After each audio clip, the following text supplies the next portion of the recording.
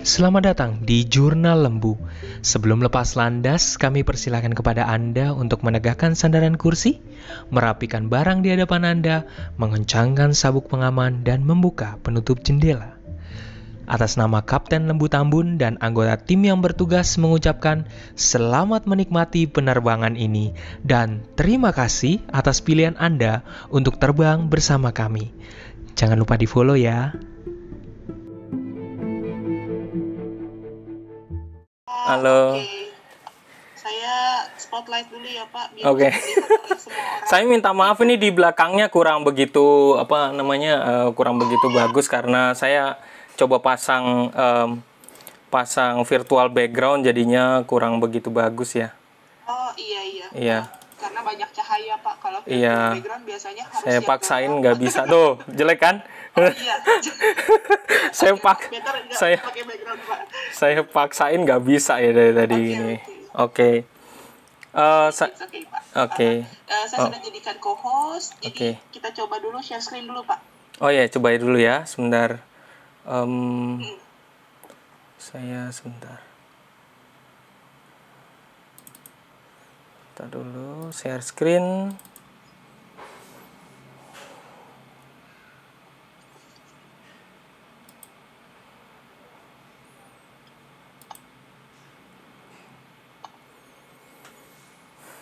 Oke, sudah terlihat Bisa ya? di slideshow.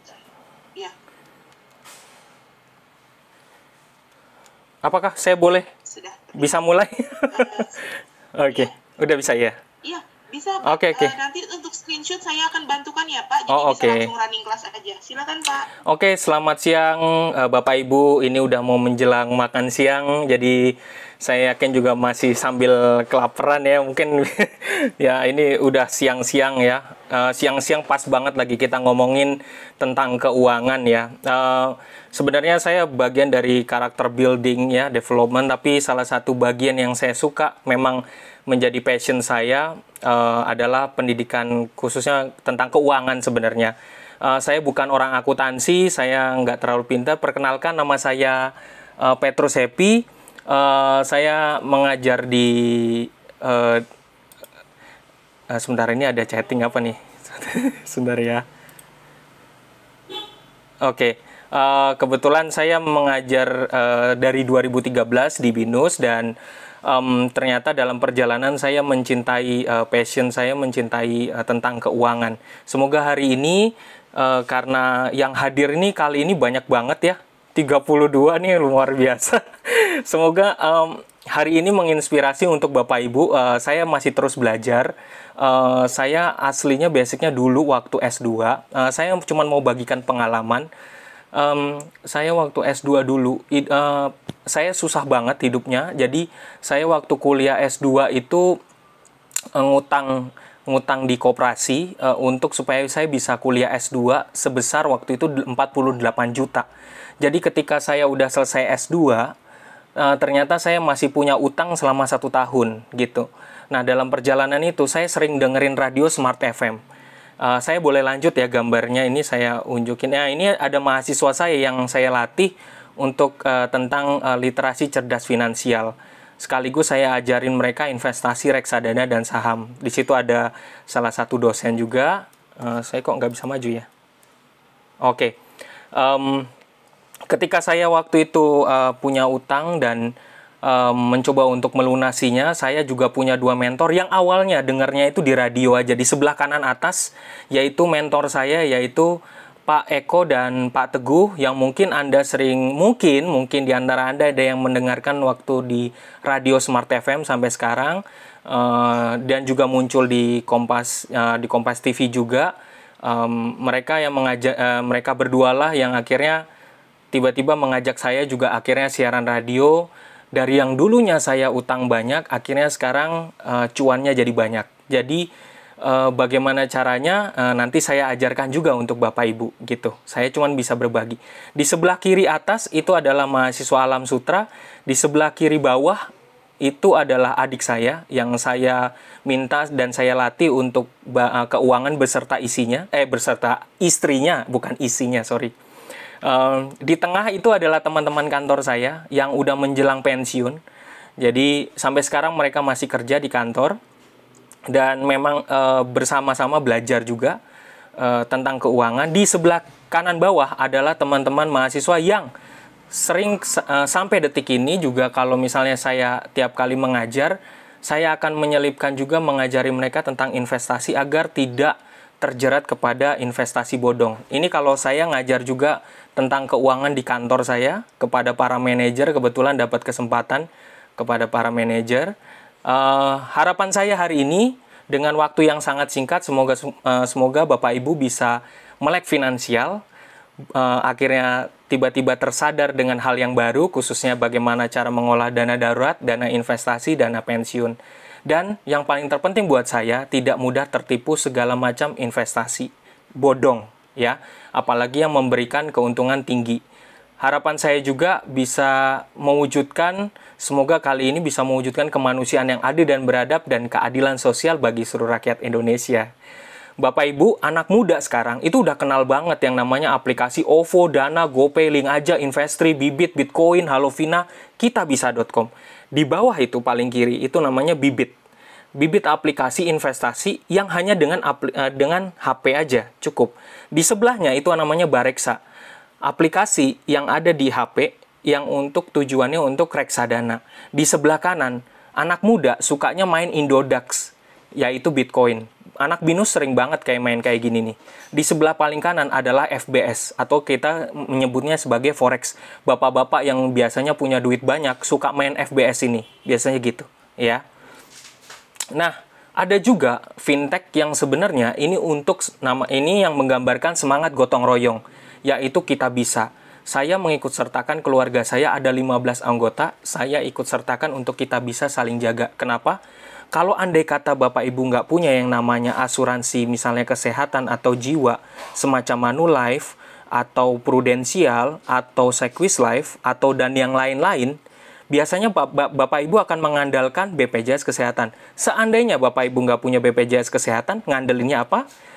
Alat ini, fintech ini bisa menjadi salah satu alternatif karena kitabisa.com, kebetulan saya juga ketemu sama CEO-nya dan juga ketemu sama ketua yayasannya, Pak Profesor Renal Kasali. Jadi ini sebenarnya ingin merangkul seluruh Indonesia, di mana kita, masyarakat Indonesia yang masih lemah keuangannya, dengan aplikasi kita, dengan donasinya cuma 10.000, kita bisa saling merangkul dan mendapatkan bantuan maksimal 100 juta. Nah, suatu kali ada mahasiswa BINUS, kenapa saya mau sharing ini? Mahasiswa BINUS online ada yang suatu kali kena COVID. Waktu itu dia bilang ke saya, Pak, terima kasih ya waktu itu diajarin tentang Kitabisa. Akhirnya saya sempat, saya di RT tuh diusir gara-gara COVID dan akhirnya harus pergi ke rumah sakit COVID, Pak. Tapi terima kasih, saat itu saya lagi butuh uang banget untuk karena diusir itu kan, jadi harus survive di rumah sakit tuh. Jadi dengan adanya dana itu ternyata terbantu banget. Nah, Bapak Ibu bisa praktekin ini, ya. Nah, saya punya latar belakang kenapa saya mau ngajarin pendidikan karakter keuangan. Terima kasih Pak Ari tadi diawali dengan kalimat tadi di awal tentang karakter dikaitkan dengan nilai-nilai kualitas, ya, kualitas value. Sama kayak Bapak Ibu dalam menilai anak Anda, sama kayak di sekolah maupun di kampus, menilai mahasiswa atau menilai siswa pakai jenis karakter nih. Kalau jelek banget tulisannya D. Kalau agak bagusan C, kalau bagus mulai B, terus kemudian kalau the best mulai pakai A, atau enggak kadang-kadang A plus gitu ya, kayak gitu. Jadi ada grade-nya, sama kayak itu karakter. Nah, karakter itu mencirikan nilai-nilai kualitas itu sendiri gitu. Jadi ada latar belakang pendidikan karakter yang saya mau ajarkan tentang keuangan, khususnya latar belakangnya adalah satu. Bapak Ibu pasti masih ingat di media massa juga ada tentang kasus Maybank, di mana duit 2 miliar milik seorang gamer dipakai disalahgunakan. 2, ada marak investasi bodong, itu terkenal banget sampai sekarang ya. Lalu juga ada namanya generasi sandwich. Ya, generasi sandwich itu maksudnya kalau saya saat ini punya orang tua dan punya anak, nah saya harus membiayai keduanya, ya. Oke, saya lanjut. Kasus yang pernah terjadi di kasus 2020, namanya investasi bodong. Miles pernah dengar ya, skema Ponzi. Terus ada korupsi juga asuransi Jiwasraya. Lalu ada masalah PT Hansen International, Mirix. Mungkin ada yang nggak tahu tentang ini. Jadi perusahaan yang berdiri, tapi ternyata ada penyalahgunaan uang di sana. Lalu juga ada yang namanya investasi bodong Mia Gold Trading di Jogja. Nah, ini kasus-kasus yang sebenarnya terkait dengan masalah keuangan dan banyak banget masyarakat kita tuh terjebak karena literasi finansialnya lemah, sehingga dia main ikut aja, kemudian akhirnya kejebak, duitnya nggak bisa balik gitu. Nah, ini sangat menyedihkan juga ya. Jadi kalau untuk mengantisipasinya simpelnya gimana kalau ada investasi bodong? Bapak Ibu jangan langsung percaya kalau ditawarin investasi apapun yang cepat hasilnya kasih 30% atau 50% kayak gitu. Wah, tenang aja, pokoknya aman, dikasih keuntungan gede pokoknya gitu. Itu hati-hati Bapak Ibu, itu biasanya permainan skema Ponzi, duitnya itu diputer aja, tapi sebenarnya Anda juga dibohongin gitu ya. Jadi hati-hati kalau yang nawarin yang sangat fantastis gitu. Nah, saya juga punya dasar yang kuat, sering banget sekarang, dan juga ada salah satu ibu, bayangin ya, tinggal di Yogyakarta, gaji dari kantornya 10 juta, tapi minus terus, gitu. Nah, punya 2 anak, tapi terbelit hutang, gara-gara gaya hidup, mau beli mobil, gitu. Jadi, akhirnya susah untuk bayarnya, gitu. Sebentar ya, ini ada chatnya. Terus kemudian, oke. Baik Ibu Lemni nanti ya. Terima kasih, ini ada ini. Nah, kemudian ada dosen yang punya uang, waktu itu cerita, Pak, bisa ada waktu nggak, saya mau cerita nih gitu. Terus kemudian, saya tuh punya uang 50 juta Pak, tapi bingung mau diapain gitu. Lalu juga di sini saya nggak nulis, ada salah satu dosen yang punya uang 100 juta, karena bingung mau diapain, akhirnya ternyata dia masuk ke salah satu investasi emas, trading gold. Jadi bukan beli emas, tapi investasi ditradingkan goldnya. Dan akhirnya minus-minus terus. Katanya, dia cuma dengar katanya imbal hasilnya bagus segala macam. Pas saya coba aku cek ini, loh Pak, ini kok minus terus ya duitnya? Ini diambil aja Pak, ini bakal minus terus nih. Kalau katanya dijanjiin 3 bulan udah plus. Wah, ini Pak, ini mah nggak efektif di sini. Nanti saya kasih tahu taruhnya di sini. Nah, saya buktikan dengan punya saya. Oh iya benar Mas, gitu. Nah, ini seringkali kita tuh terjebak karena kita nggak tahu dan kita maksain diri kadang-kadang. Ada mahasiswa BINUS yang saya kenal sampai sekarang. Waktu itu Bitcoin lagi hipnya waktu pertama kali, dia main 2 kali. Waktu itu naruh 5 juta.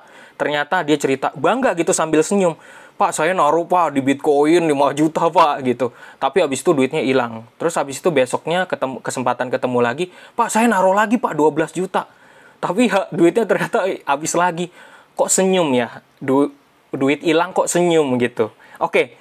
Buat anak muda, buat Bapak Ibu, supaya bisa ngajarin juga buat anak muda, ada tipsnya nih. Pertama ya. Oke, kita lanjut. Oke. Pertama, ketika waktu saya juga saya juga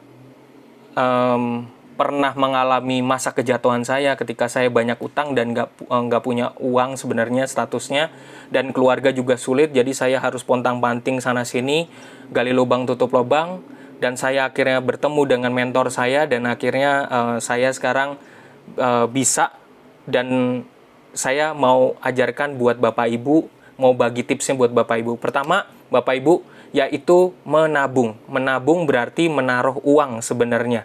Kalau investasi berarti uangnya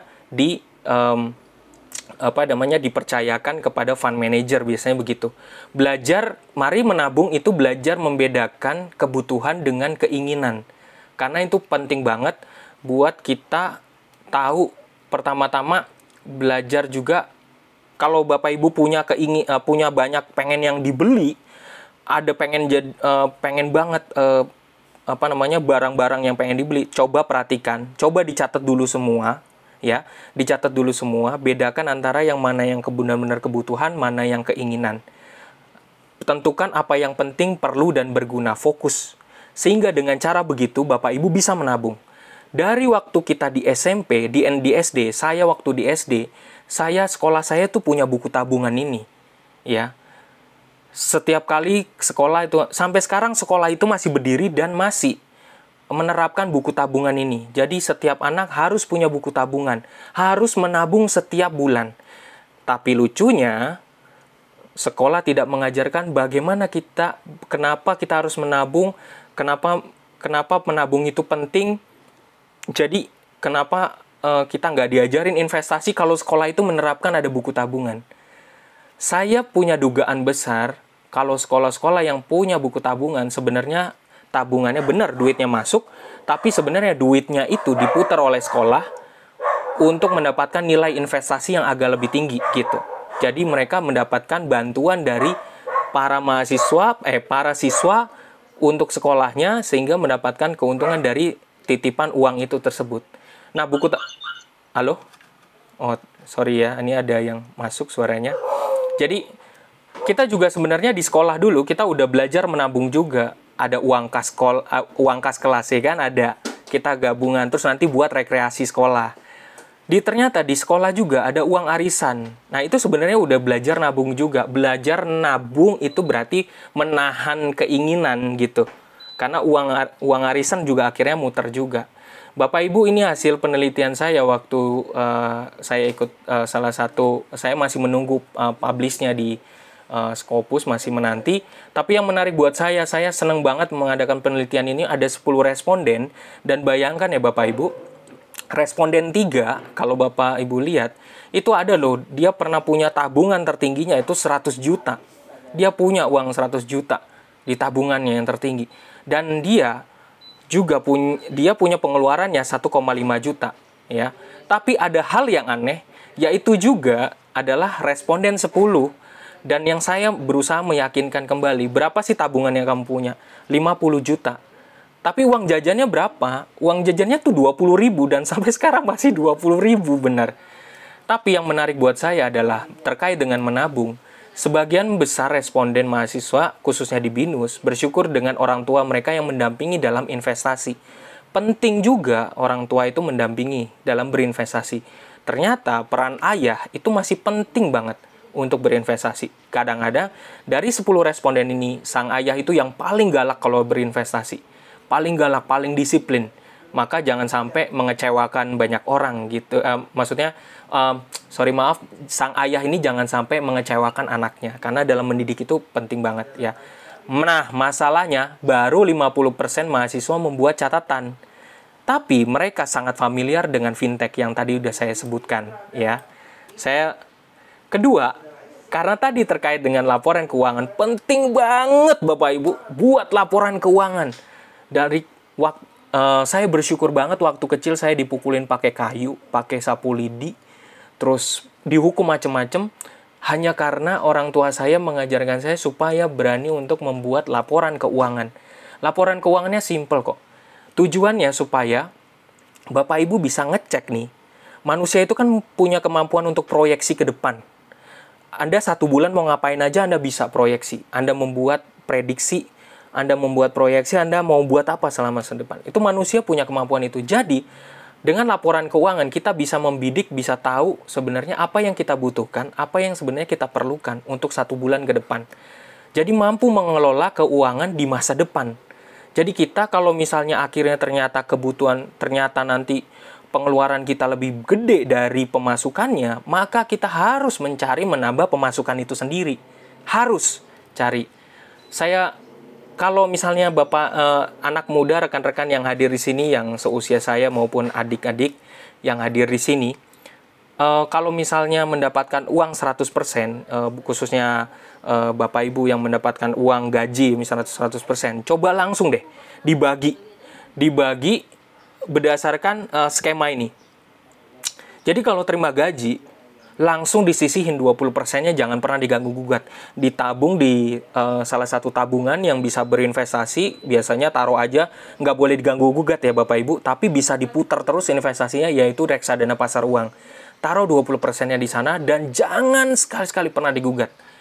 Kedua, langsung dari 100% itu, 30%-nya Anda buat wanti-wanti buat cadangan kebutuhan Anda. Dan 50%-nya Anda buat untuk kebutuhan sehari-hari. Oke, kita ambil contoh. Ada salah satu, ini nyata, ini bukan buatan, tapi ada salah satu teman saya yang datang ke saya nelpon, "Bro, ajarin investasi dong." Gue nggak mau ngajarin kalau lu nggak jujur dulu laporan keuangan lo. Jadi gitu. "Bro, ajarin dong ininya, investasi." Tapi aku mau ajarin, tapi tolong buat laporan keuanganmu, kebutuhanmu. Oke, kita bahas. Bapak Ibu, ini laporan keuangan pribadi. Setiap tanggal 27 saya juga buat hal yang sama sampai detik ini. Kalau misalnya gaji, ya, orang gajian tuh biasanya tanggal 25 sampai tanggal 5 biasanya Bapak Ibu ya. Biasanya gitu. Nah, orang-orang e-commerce ya, itu suka ganggu Anda di tanggal-tanggal itu, suka menggoda Anda dengan iklan-iklan supaya beli belanja. Gaji ya, di teman saya ini gaji itu 5.100.000. Bulan bayar untuk bantu untuk bulanan istri itu 2,5. Bayar untuk BPJS orang tua itu 300. Nah, ini udah bayar buat orang tua nih. Ya, generasi sandwich nih. Udah bayar buat orang tua nih. Bayar buat orang tuanya 300. Internet rumah orang tuanya dibayar juga sama dia 384. Pasca bayar HP-nya untuk HP 220. Pampers anak itu 125. Berarti kan udah bantu orang tua, bantu anak juga kan? Ya kan? Jadi udah 125. Bensin motornya dia sebulan itu 300. Rokoknya dia 600.000. Menurut Bapak Ibu, yang mana sebenarnya yang harus dikurangi pengeluarannya? Boleh ditulis di chat?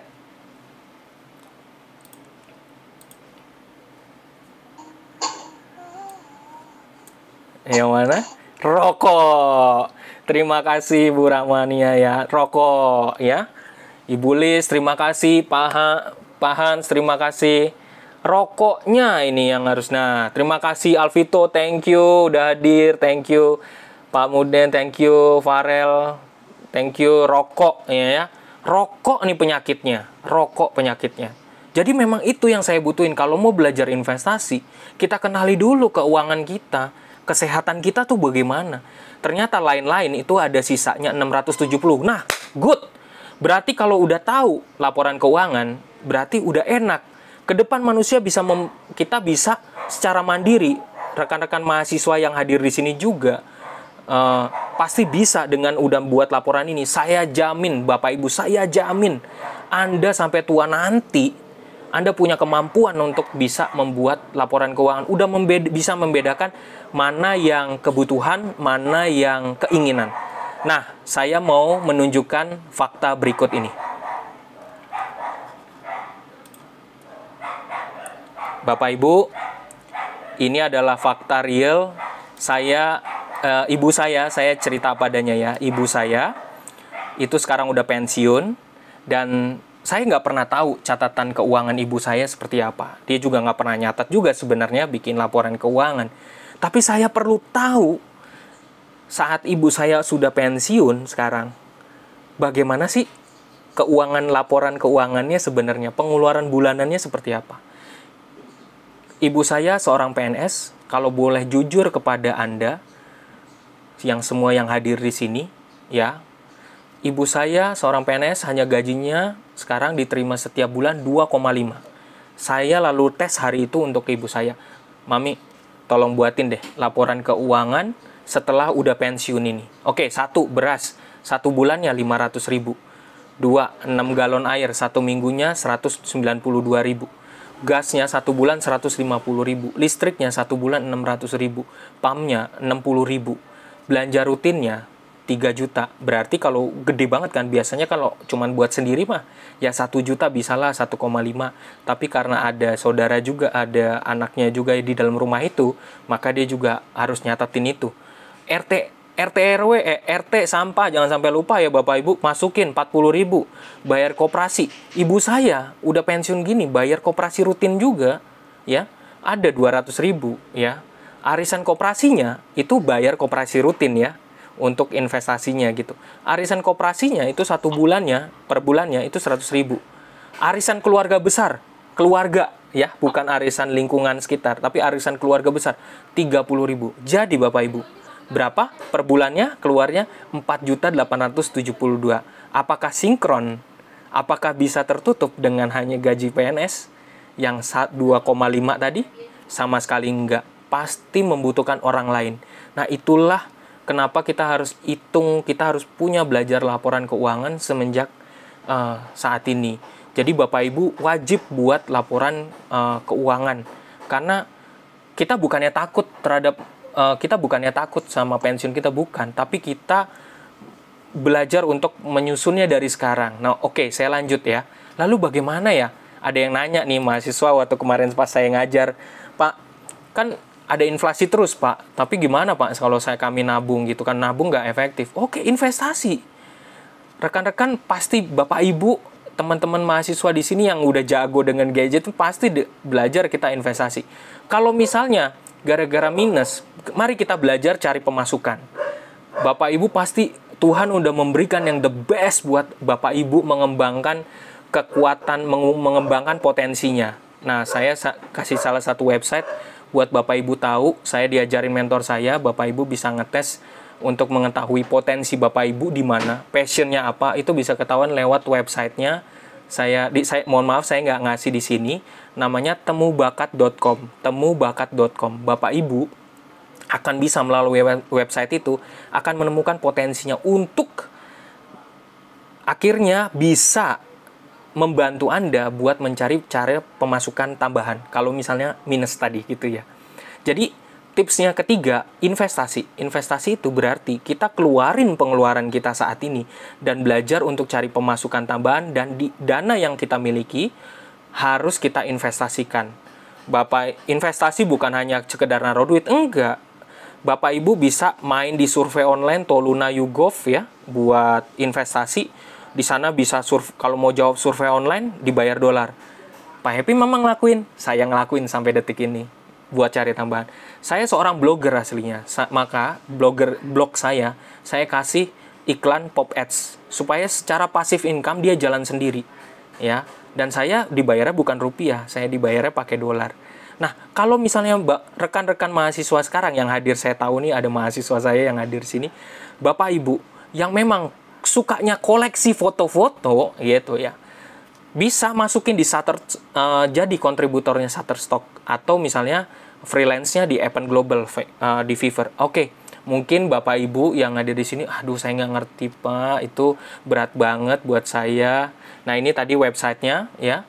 Buat rekan-rekan muda, yang karena ini untuk milenial, jadi ini biar saya kasih tahu potensinya. Di paling atas ada survei Polis, itu adalah survei online yang diperuntukkan oleh Bapak Ibu, rekan-rekan muda dari Indonesia untuk menjawab survei dari perusahaan-perusahaan besar dari luar negeri, dan Anda dibayar dolar, oke? Bukan bayar rupiah, oke? Di sebelah kanan atas adalah diperuntukkan iklan, Anda dibayar iklan, Anda punya blog, Anda punya website, pasang pakai pop ads, Anda dibayar secara otomatis passive income, dibayarnya dolar.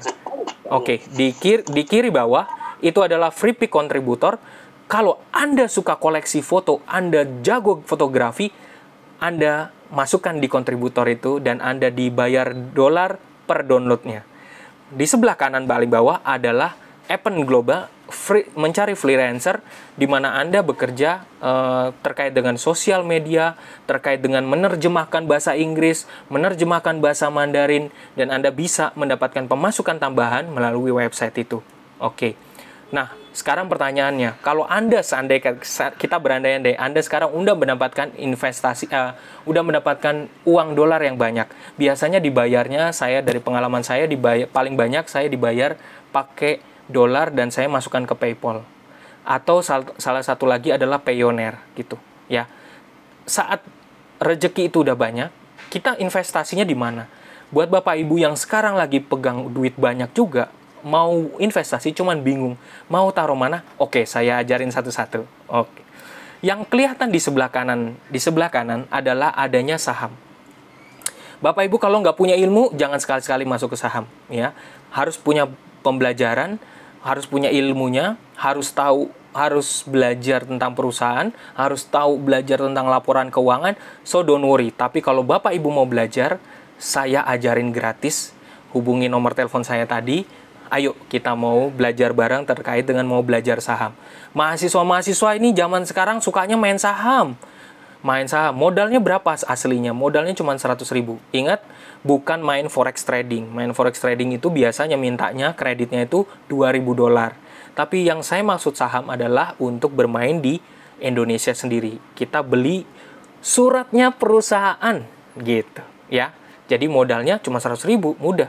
Reksadana juga. Reksadana gini, Anda mau menginvestasikan uang, ya, tapi Anda nggak punya waktu untuk ke sana, jadi Anda mempercayakan hak uangnya Anda kepada fund manager atau manajer investasi. Nah, hati-hati, manajer investasi itu banyak, dan yang paling ringan, kalau yang tadi terkait dengan kasus ada dosen punya uang 50 juta tapi takut hilang duitnya juga, taruhnya di mana? Nggak usah, jangan terlalu banyak macam-macam, taruhnya di reksadana pasar uang aja, diemin duitnya jalan sendiri.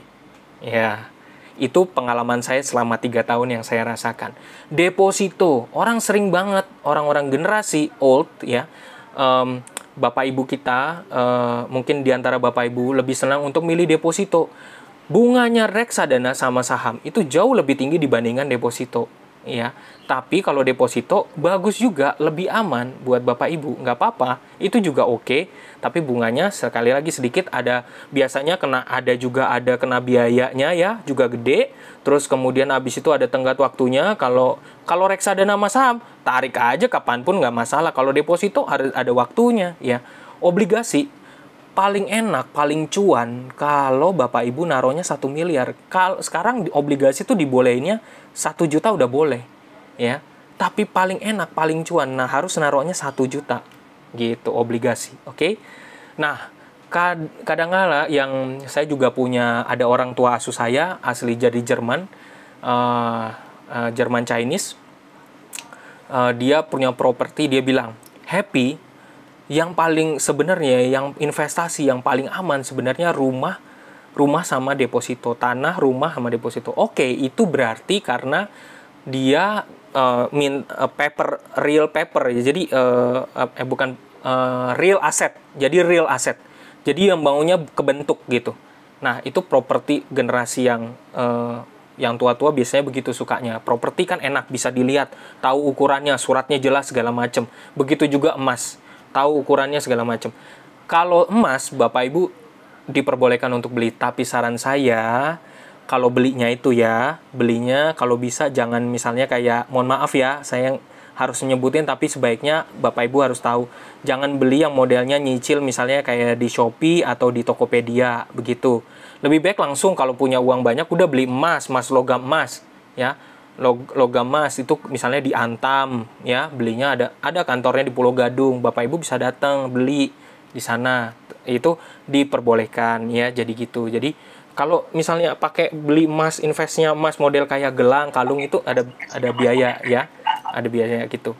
Lanjut. Nah, ini anak muda sukanya ini ya Bapak Ibu, rekan-rekan muda. Kalau fintech itu disuka banget. Fintech itu yang saya bilang, websitenya itu bisa, kalau misalnya ditawarin, udah, ayo Bu, daftar di fintech saya, bunganya gede loh, 30% setiap bulan, percaya deh, taruh di sini investasi. Nah, jangan langsung percaya, periksa dulu perusahaannya, fintechnya di OJK. Ketik aja perusahaan fintech, terdaftar OJK, website OJK fintech, nanti keluar sendiri, ketahuan dia, gitu, ya. Nanti akan ketahuan. Saya lanjut. Nah, Bapak Ibu, di sini tips saya juga, kalau misalnya Bapak Ibu mau berinvestasi, ya, di reksadana pasar uang, ini salah satu sekuritas, saya memakai sekuritas namanya IPOT. Saya bukan promosi, saya hanya cerita berdasarkan pengalaman. Mau pakai sekuritas apapun bisa untuk reksadana pasar uang. Jadi mau pakai Bareksa juga boleh, mau pakai yang lainnya, pakai Bibit juga boleh. Kalau saya sukanya pakai Indo Premier ini. Indo Premier kebetulan bisa, misalnya Bapak Ibu nggak, misalnya khususnya buat generasi yang anak muda yang hadir di sini yang lagi dengerin saya ini, misalnya Anda pengen nanti suatu hari mau mau berinvestasi saham ya sebagai investor. Terus saat ini duitnya pengen disimpan aja gitu. Nah, naruh di sini di reksadana yang udah dipilihkan, reksadana pasar uang unggulan yang udah dipilihkan. Ada risikonya? Yes, ada, tapi biasanya minimal banget, lebih rendah. Dan pada saat Anda nggak lagi untuk berinvestasi saham, duitnya akan diputar oleh Indo Premier, terus kemudian diinvestasikan di reksadana pasar uang. Saat Anda mau beli saham, tinggal pakai. Saat Anda cuan, tinggal langsung Anda cairkan, langsung diinvestasikan lagi di reksadana pasar uang. So, begitu dinamikanya. Saya cuma sharing, tidak ada maksud untuk endorse apapun, saya cuma sharing apa adanya. Karena tema kita, tipsnya yang ketiga, harus investasi. Ya. Nah, Bapak Ibu harus tahu salah satu ini salah satu perusahaan. Jadi saya punya teman kantor saya ini nikah dengan orang Salim Group ya. Lalu dia cerita kalau lagi di kantor kadang-kadang saya diskusi juga tentang investasi. Dia banyak cerita saya tentang investor ini. Dia nyoba, dia duitnya kebetulan banyak. Jadi peer to peer lending itu begini, Bapak Ibu punya duit banyak tapi nggak punya usaha sama sekali. Sekali lagi ya, Bapak Ibu punya duit banyak, tapi nggak punya usaha. Bingung gue mau usaha apa. Oke? Investor ini adalah salah satu peer-to-peer lending yang mempertemukan antara Anda sebagai pemodal dengan perusahaan besarnya. Nah, di antara perusahaan peer-to-peer lending yang menawarkan permodalan, menurut saya, setelah saya ngecek bersama teman saya itu, investor ini yang cukup detail untuk memberitahukan perusahaan-perusahaannya secara detail juga. Kalau misalnya nggak bayar, ada lapor, harus ada bunganya, segala macam. Nah, ini bisa Bapak Ibu bisa pelajari. Sekali lagi, jangan langsung percaya apa yang saya katakan. Periksa dulu dengan baik, periksa dengan sesama, dan itu akan membuktikan Anda berarti cerdas finansial, ya. Tapi saya sharing ini untuk Bapak Ibu. Oke, saya mau tutup di sesi saya. Mungkin nanti bisa tanya jawab. Pertama, tips keuangan, khususnya buat generasi muda, anak muda, teman-teman muda yang hadir di sini, khususnya juga buat Bapak Ibu. Saya memberikan siklus di sebelah kanan, ya. Sebaiknya anak dari kecil memang udah mulai diajarkan tentang keuangan. Keuangan diajarkan dengan cara nabung di celengan, bukan pakai dompet e-wallet, ya. Nabungnya celengan, untuk tahu, untuk feel, untuk dia bisa merasakan duit itu, oh begini ya bentuk duitnya. Mungkin di masa depan bentuknya e-wallet ya, tapi karena saat ini masih bentuknya fisik, jadi ajari anak Anda, teman-teman yang rekan-rekan muda udah mulai bisa belajar menabung ya. Tabungan yang paling dasar, tabungan, deposito, mulai di atasnya, mulai asuransi, mulai dana pensiun. Ya elah, tua aja belum udah ngumpulin dana pensiun.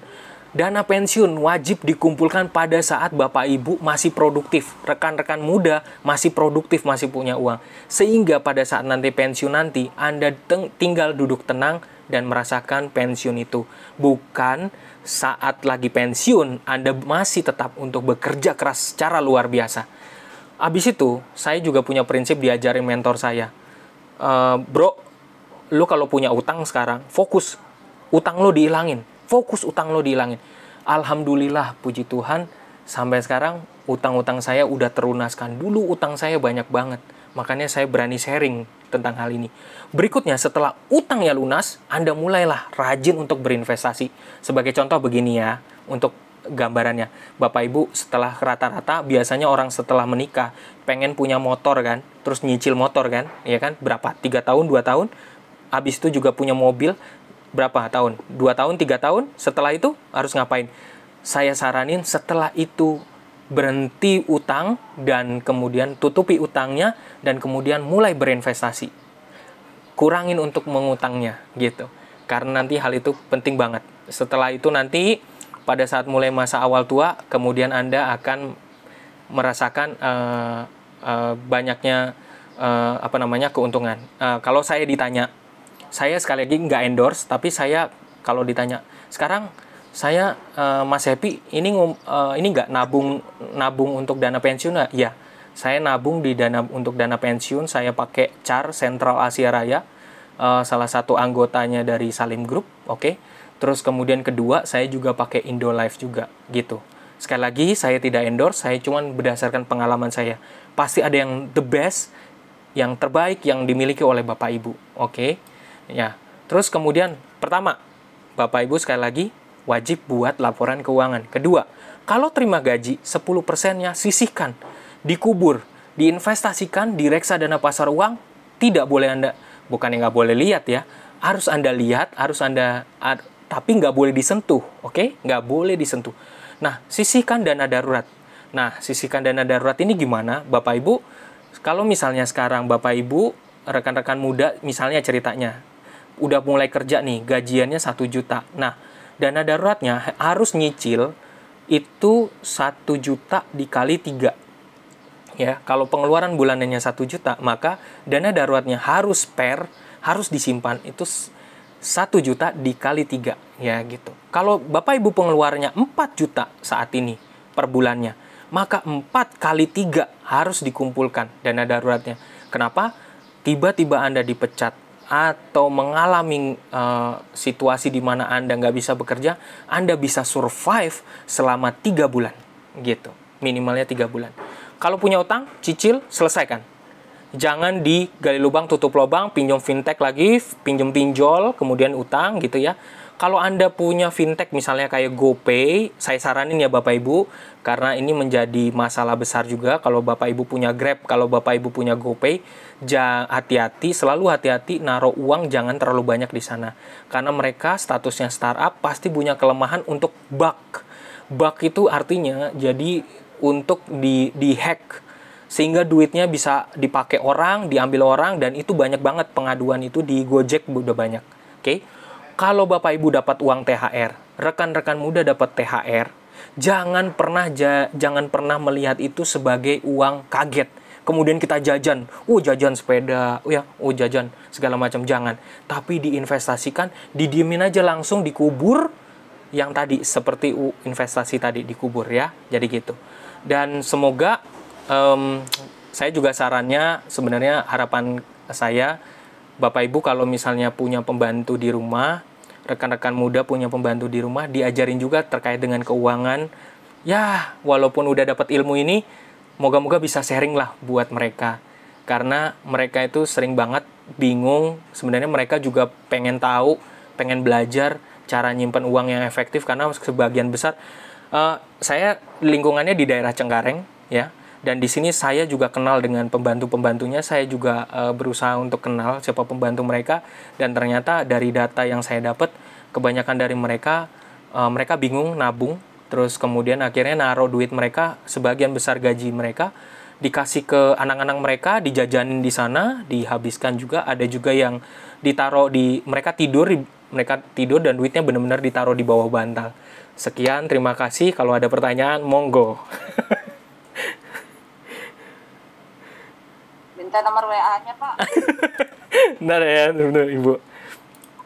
Nanya-nanya. Oke, boleh. Sebentar ya.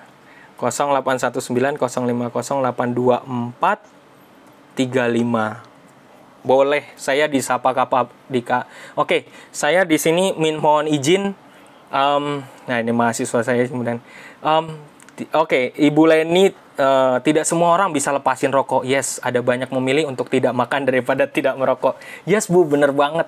Karena mungkin ya rokok adiktif banget ya. Rokok memang adiktif. Dan ini bener banget gitu ya. Bapak Ibu, rekan-rekan muda yang lagi dengerin. Saya punya hadiah nih. Ntar dulu ya, saya kasih link ini. Langsung di-download ya. Yang semua yang hadir hari ini, saya kasih hadiah spesial di dalam link ini. Ambil filenya semuanya karena semuanya pasti akan sangat berguna. Disimpan datanya ya. Saya udah kasih linknya itu. Bersyukur Bapak Ibu yang udah datang di sini 42. Tadi perasaan 30, tiba-tiba jadi 42, nggak ngeliat nih saya. Ya. Oke. Di blue chip ya, saham terkait dengan Mas Iskandar ya. saham blue chip ya. Saham blue chip itu saham-saham yang memang unggulan ya, biasanya gitu.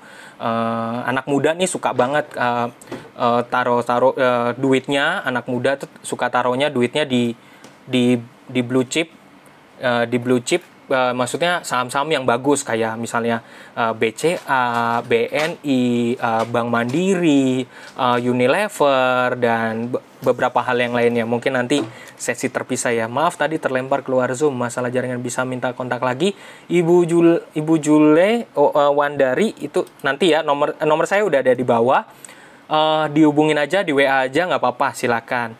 Pak, terima kasih banyak informasinya, sangat berharga. Inti bertanya, Pak, saat ini alokasi dana investasi saya pakai sistem diversifikasi. Jadi alokasi investasi saya bagi ke dalam jenis reksadana, OVO, Bareksa, saham, kripto, Indodax, komposisi. Alokasi investasi sebesar saat ini ada di Indodax, kemudian saham, dan terakhir reksadana. Diversifikasi ini efektif dan apakah komposisinya juga ideal, Pak? Kembali lagi buat Ibu Meti. Bu Meti, tujuan Ibu, kalau saya selalu bilang sih, saya simple, nggak mau bikin ribet. Tujuan Ibu jangka pendek atau jangka panjang? Kalau jangka panjang, pilihan Ibu bisa selalu diversifikasinya banyak aja, nggak apa-apa.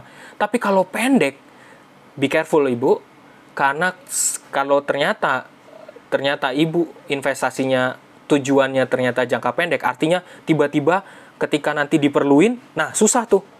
Apalagi misalnya kayak Indodax, begitu turun Bu, nilainya juga turun, ya. Begitu naruh di kripto tadi kan, itu kalau turun ya turun. Kalau saham sama kripto itu baiknya 5 tahun ke atas. Tapi kalau reksadana saham sekali lagi itu juga 3 tahun, 5 tahun ke atas. Kalau yang paling aman, saya saranin ya Bu ya, kalau memang buat jangka pendek, saya selalu punya pola. 70% duit Ibu coba di total, yang duit yang diinvestasikan, wajibnya investasi yang bisa dicairkan, bisa jangka pendek, reksadana pasar uang, taruhnya 70%. Di investasi yang agak panjang umurnya, taruh 30% gitu ya. Saya selalu setiap tanggal 27 saya selalu buat laporan keuangan. Bukan hanya laporan untuk tiap hari gajian kemudian hitung, tapi di bagian bawah saya selalu juga punya laporan di mana investasi saya reksadananya melebihi nggak nih? Reksadana sahamnya melebihi 30% nggak? Itu berarti saya ada wanti-wanti di situ. Nah, itu yang menjadi tolak ukur saya. Saya belajar banyak dari mentor saya, sehingga itu menjadi alat ukur untuk kita gitu. Terima kasih Ibu Meti, mungkin menjawab. Pak, kalau usaha gimana? Kadang kita membutuhkan modal kerja. Ibu Ramania, kalau misalnya sekali lagi kalau misalnya kita butuh usaha, kita sekarang ini kan saya bilang pasti kita bisa potensi kita masing-masing Bu, pasti kita bisa mengeluarkan potensi kita untuk entah mungkin buka usaha, selalu ada cara untuk kita menghasilkan uang ya.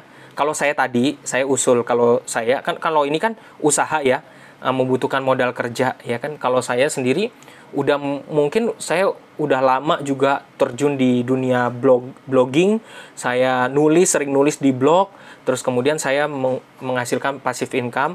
Saya juga kalau misalnya Ibu bisa di dunia teknologi, bisa jadi freelancer untuk bantu translate segala macam, Ibu juga bisa gitu. Jadi selalu ada banyak kemungkinan, ada selalu banyak peluang sebenarnya yang kita bisa gali. Cuman kita harus peka di situ gitu ya.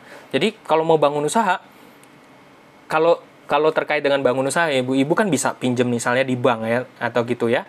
Gitu. Tapi biasanya sih mereka ya Bu ya, dari pengalaman teman saya yang jadi orang bank, biasanya nanti diperiksa dulu Ibu catatannya gimana, di BI-nya bagaimana, sering punya masalah atau enggak segala macam. Jadi hal itu akan sangat diperhatikan ya Ibu. Jadi itu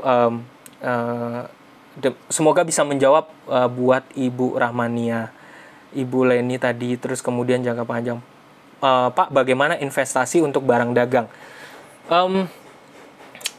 Kalau barang dagang nih, saya bukan spesifikasinya ya, karena udah masuk di hal yang ranah lain ya, karena banyak dari kalau udah main investasi untuk barang dagang, berarti saya harus sudah bicara terkait dengan marketing communication, terus kemudian terkait bagaimana kita memanfaatkan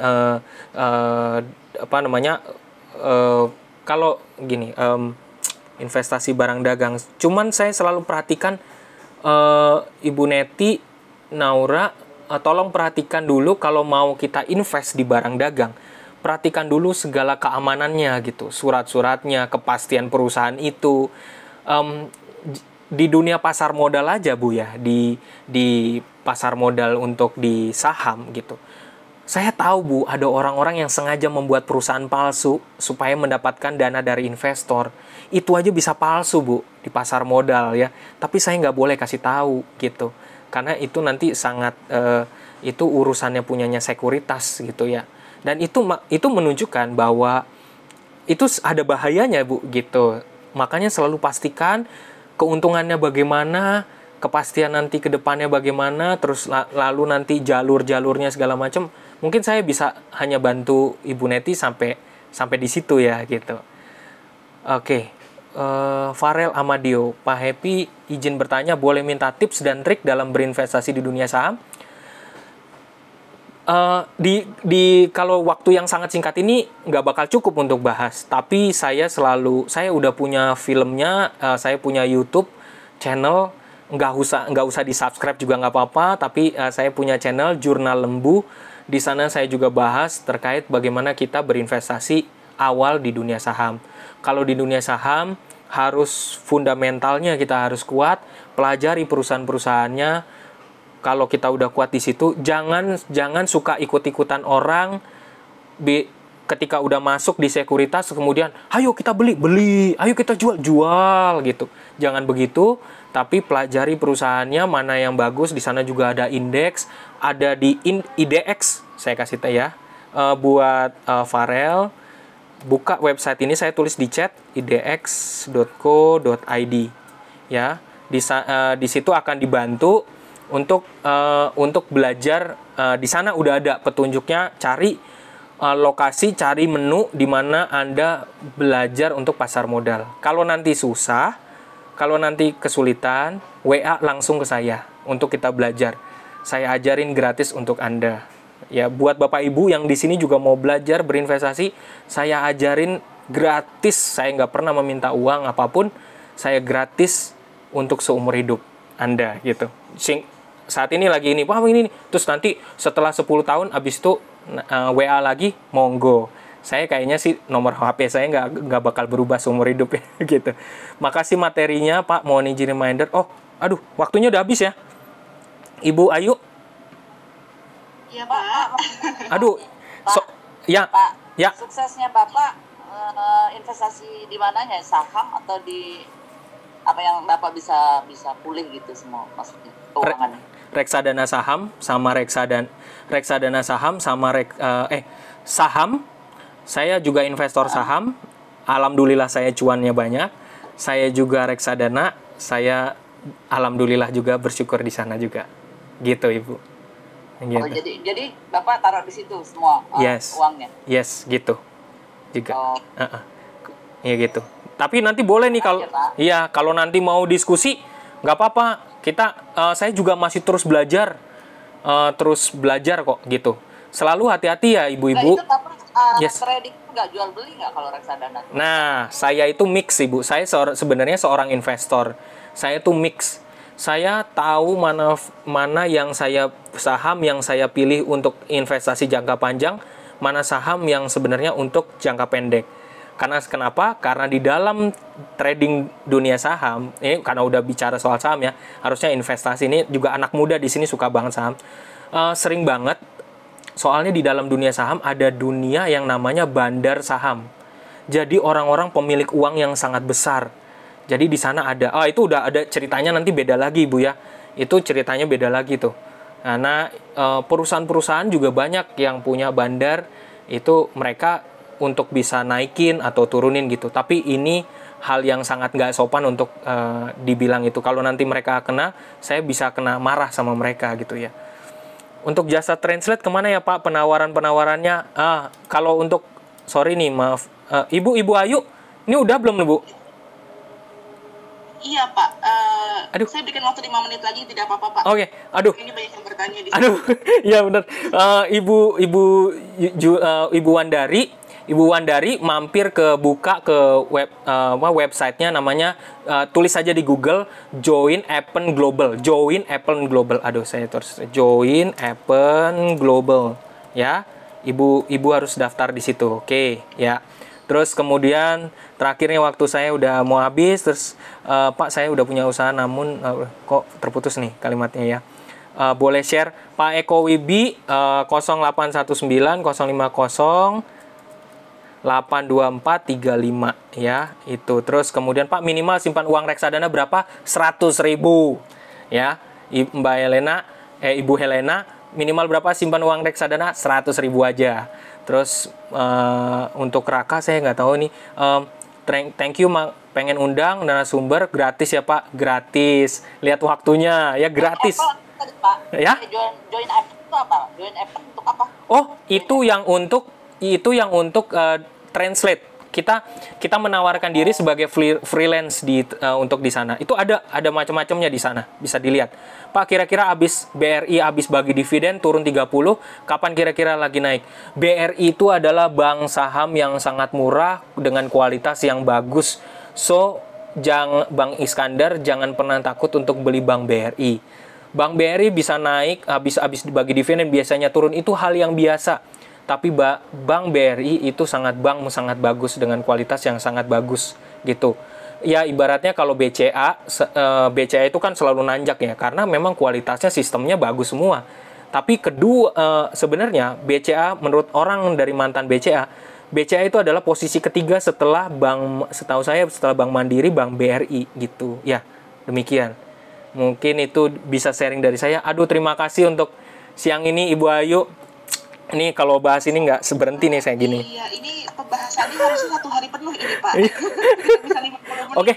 Oke, udah ya. Oke Bapak Ibu, terima kasih ya. Terima kasih siang ini, nanti langsung WA lagi aja. Aduh. Oke. Iya. Iya, siapa? Udah. Oke. Nanti kalau Ian Di bank mana Pak? apa? Reksadana. Bank mana? Ibu nanti WA aku aja deh, nanti aku kasih tahu ya. Gitu. Oke. Ini kasihan ini ada dosen berikut. Oke.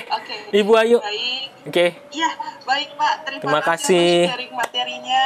Bapak Ibu, kita istirahat sejenak dulu. Kita masuk ke sesi jam istirahat dulu. Nanti kita kembali lagi jam 1 ya Bapak Ibu dan teman-teman sekalian. Oke, baik Pak Petrus, terima kasih. Terima kasih. Materinya Pak berguna sekali bagi kita semua, bagi teman-teman. Terima kasih buat semua yang udah hadir. Terima kasih. Baik, iya, kita masuk ke sesi jam istirahat dulu ya Bapak Ibu. Oke. Kembali lagi jam 1. Selamat siang semuanya. Selamat siang. Terima kasih. Terima kasih.